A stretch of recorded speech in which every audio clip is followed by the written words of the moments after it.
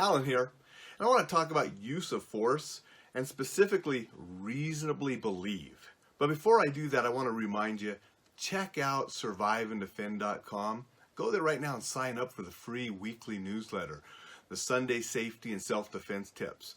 And then check out everything else available there and look at signing up for the membership site. Got 800 pages in the membership site now of information to help keep you safe and defend yourself if you have to. But now let's get back to use of force and the reasonably believed standard. Now, in an altercation, in a physical altercation, a fight that you are defending yourself, you will be expected to use the minimum amount of force reasonably believed to be able to end the situation safely. Now, what does reasonable actually mean? And that's actually argued in courts over and over. Hopefully what it means is that you have some reasonable jurors that, can look at the facts and determine if you used a reasonable amount of force to safely end the matter. Because you have to remember, in a court of law, if you are claiming self-defense, you are acknowledging and admitting that you used physical force against somebody else, up to lethal force if that was what was reasonable to end the situation. Okay? So you are admitting to a crime. It is a crime to hurt somebody. It is a crime to kill somebody. However, you're claiming it was justified, and therefore you are acting in self-defense as a reasonable person would do. So now if you're a law enforcement officer, it changes a little bit, because then you're going to be looked at as what would a reasonably done by an officer. Instead of a reasonable person, a reasonable police officer in the same situation. And they're going to take into account the training and other things that you should have as an officer that a civilian may not have. Okay?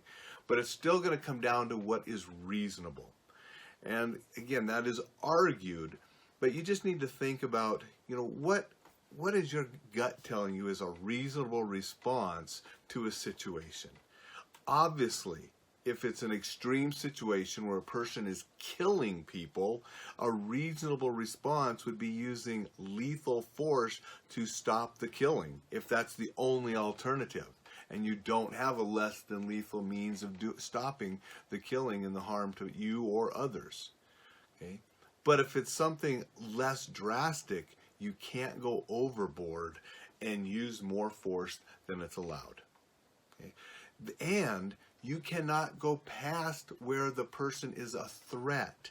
Once the threat is no longer in existence, you've stopped the person, you cannot continue and be, judge, jury, and executioner of punishment to punish that person for what they have done. When the threat is stopped, you have to stop as well. So that's just a little bit about the reasonable standard that you will face if you find yourself in a court of law after a self-defense situation, which I hope you never have to encounter. I really hope you listen to the awareness lessons that I provide and the avoidance lessons that I teach, and that you never have to deal with physical violence or the aftermath.